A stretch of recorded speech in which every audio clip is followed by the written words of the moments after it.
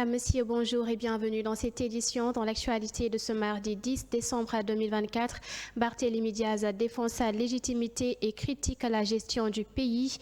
Également dans l'actualité, l'école polytechnique de Thiès lance son académie solaire. Au volet juridique, le décès de Bassirou Diop, les révélations de l'autopsie enfin révélées. C'est tout pour les titres et tout de suite le développement.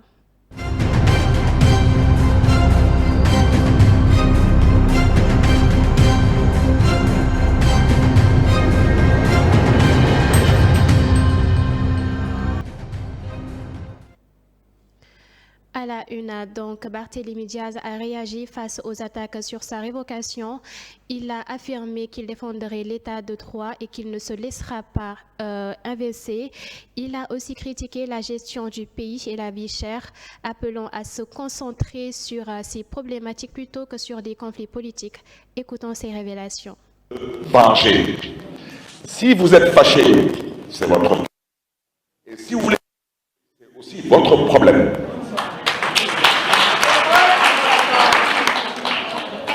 Je l'ai déjà dit, ma philosophie est très simple. Ku jëf jël, ku ñàkk jëriñu, ku mer bokk. La politique, il faut donner des coups, il faut accepter d'en recevoir. Mais la politique, c'est d'abord une histoire de gentlemen et de gentlewomen. La politique ne peut être faite que par des personnes qui comprennent le sens de l'élégance républicaine et de la courtoisie citoyenne. La politique, vous m'excuserez de l'expression, elle n'est pas faite pour les arrivistes, pour les parvenus et pour les banupiers. La politique, c'est de l'élégance. Ça fait 20 ans que je suis en politique. Je suis fils de politique, j'ai été formé par des politiques. La politique, c'est l'élégance. Pour la mairie de Dakar, je voudrais dire que nous ne bougerons pas d'un iota. Maintenant, nous sommes des citoyens, nous vivons dans une république et nous savons ce que l'État a le droit de faire. L'État a le droit d'envoyer des inspections. Ça, vous en êtes totalement libre. Les inspections, j'en connais. Je connais l'inspection générale d'État, je connais la Cour des comptes. Je suis cette année quasiment à ma 15e année de maire. J'ai été inspecté, audité plusieurs fois. Je n'ai jamais été interpellé sur un quelconque manquement. Ce n'est pas aujourd'hui que parce que quelqu'un est fâché et que quelqu'un veut se venger que soi-disant on va décider subitement que je suis devenu un voleur ou un escroc. Je ne l'accepterai pas non plus. Maintenant, ce que je dis, je veux que les choses soient très claires. Je n'aimerais pas que demain on dise encore que Barthélémy est une personne violente. Barthélémy n'est pas violent. Mais je ne me laisserai pas marcher sur les pieds. Et quiconque a un problème avec ce que je dis, son problème n'est pas le mien. Parce que moi, mon problème, c'est le mandat que les Dakaroises et Dakarois m'ont confié. Et depuis que le Sénégal existe, jamais un maire n'a eu à faire un bilan à mi-parcours. Jamais, depuis que le Sénégal existe, jamais un maire n'a construit ici un centre de dialyse. Et le plus grand centre de dialyse du Sénégal. Depuis que le Sénégal existe, un maire n'a jamais construit un lycée scientifique et technique. Et je peux continuer parce que, comme disent les Wolofs, ça vous nous faut de bopom. Je suis très fier de mon bilan à mi-parcours. Et je l'ai dit aux Dakaroises et aux Dakarois, je n'en ai pas encore terminé avec vous. Maintenant, malheureusement, ceux qui ont été maires dans leur commune et qui sont incapables d'être capables de montrer même un rond-point qu'ils ont eu à peut-être peindre ou à nettoyer, et qui passent... Au volet éducatif, l'école polytechnique de Thiès a inauguré son académie solaire ce lundi. Ce projet lancé en partenariat avec l'État et des institutions internationales forme des spécialistes en énergie solaire. La première section débutait le 2 décembre accueille 26 étudiants. Le ministre de l'Enseignement supérieur, Dr Abdourahmane Diouf, était présent lors de cette inauguration. Écoutons ses propos. Par le soleil. La deuxième leçon à retenir, c'est la coopération qu'il y a entre les ministères de l'enseignement supérieur et du pétrole, de l'énergie et des mines. C'est une forme de collaboration et de solidarité gouvernementale dans un domaine aussi technique que le solaire. Le ministère de l'énergie intervient ici à travers l'ANER et le ministère de l'enseignement supérieur intervient ici à travers la prestigieuse école de l'école polytechnique de Thiès. Et je pense que aussi c'est une voie à suivre. De plus en plus, on est dans un monde décloisonné, avec des problématiques complètement décloisonnées et désagrégées. Et il faudrait que dans le gouvernement, on travaille de plus en plus dans le cadre de projets communs à mettre en exergue des problématiques aussi importantes que celles du solaire. Et la troisième et dernière leçon, c'est la coopération entre le Sénégal et des institutions et agences internationales. Dans ce projet, nous avons le gouvernement du Sénégal à travers les ministères, mais nous avons aussi l'Organisation des Nations Unies pour le développement industriel qui a joué un rôle particulièrement important et l'ambassade de France aussi qui est présente aujourd'hui et qui joue un rôle. Donc globalement, vous avez un consortium de différents partenaires nationaux à travers les ministères, les agences, les directions et l'école polytechnique de Thiès, de la coopération internationale avec l'ONUDI et l'ambassade de France pour travailler dans un domaine technologique tel que le solaire que le Sénégal doit continuer à promouvoir. Nous pensons qu'au Sénégal aujourd'hui, avec les potentialités que détient ce pays en termes d'irradiation solaire, il est important de pouvoir développer cette filière.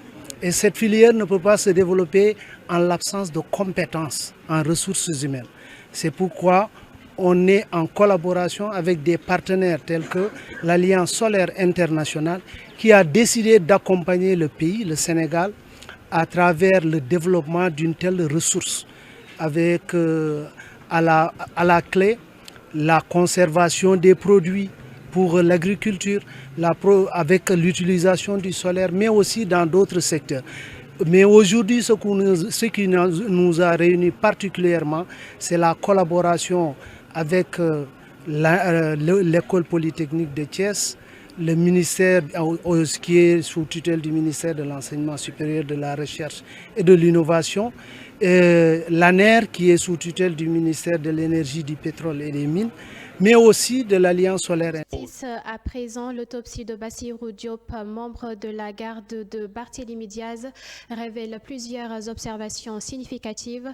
Une contusion de la pommette droite, une cardiomégalie de 500 grammes associée à une hypertrophie du myocarde, un noédème pulmonaire avec un poumon droit pesant 1200 grammes et un poumon gauche de 1100 grammes, une hépatomégalie mixade de 2800 grammes, ainsi qu'un contenu gastrique liquide sans particularité.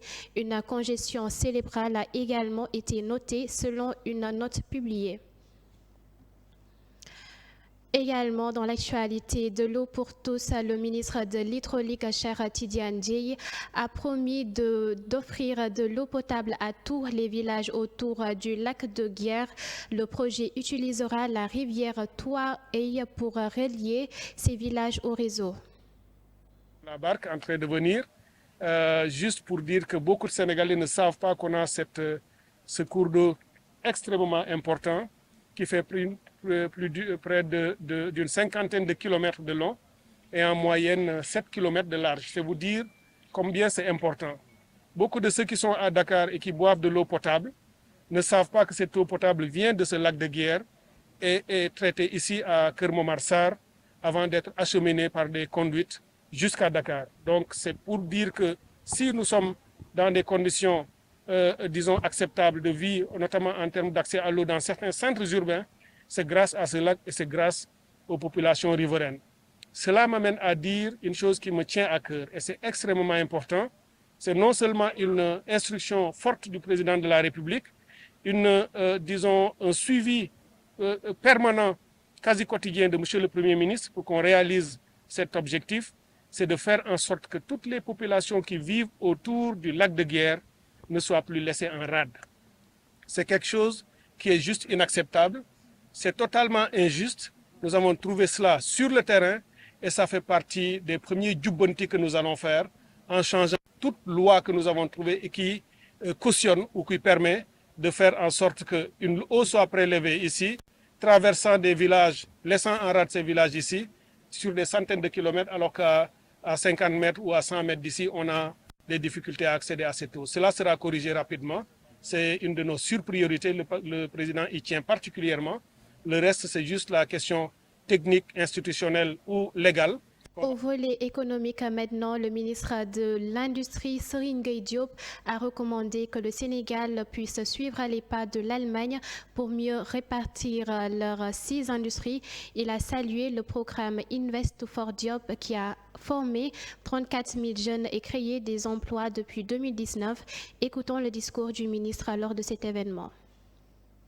D'emploi des entreprises africaines et européennes présentes au Sénégal. Depuis 2019, avec le soutien de l'Allemagne, 34 000 jeunes ont déjà reçu une qualification ou une formation continue adaptée aux besoins des entreprises. 8 600 personnes ont trouvé un emploi décent et 13 000 personnes ont amélioré leurs revenus ou leur situation d'emploi. Et ce bilan-là n'aurait été pas pu réaliser sans l'implication du secteur privé. Donc seul un secteur privé fort est en mesure de créer du travail à l'échelle nécessaire.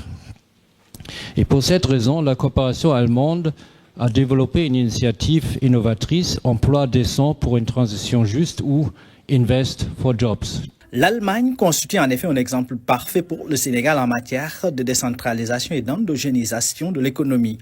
C'est pourquoi les nouvelles autorités comptent s'inspirer de ce modèle pour le développement industriel. Votre pays représente à mes yeux un exemple typique de ce que nous voulons faire.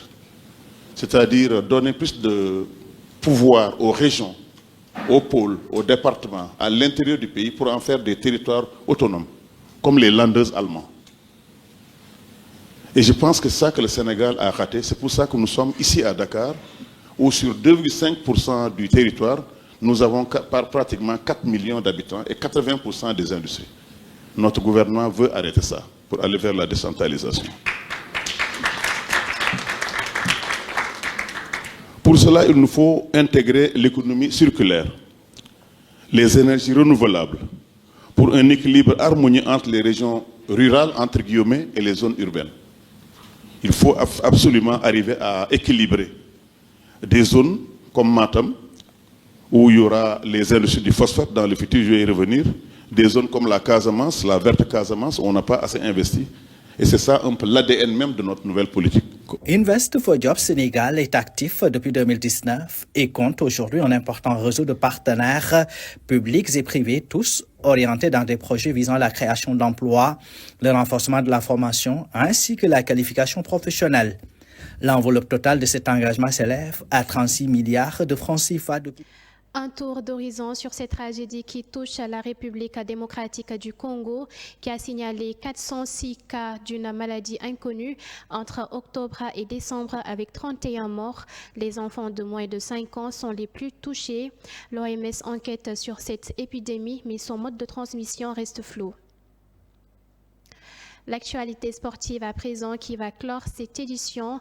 La Jeanne d'Arc de Dakar a perdu contre Ferravio Maputo. L'entraîneur de Jeanne d'Arc a donné ses impressions après le match. Écoutons-le. Quand même, nous avons joué face à une grosse équipe que nous connaissons et qui est très expérimentée et qui a de grandes valeurs sportives, physiques. Nous avons subi l'impact physique.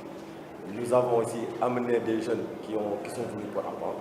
Nous manquons aussi de préparation, mais j'avoue que dans le match, nous avons eu de bonnes choses. Malheureusement, nous avons manqué beaucoup d'expérience et au niveau de la finition, nous avons beaucoup péché. Je pense que c'est cela qui a fait la différence.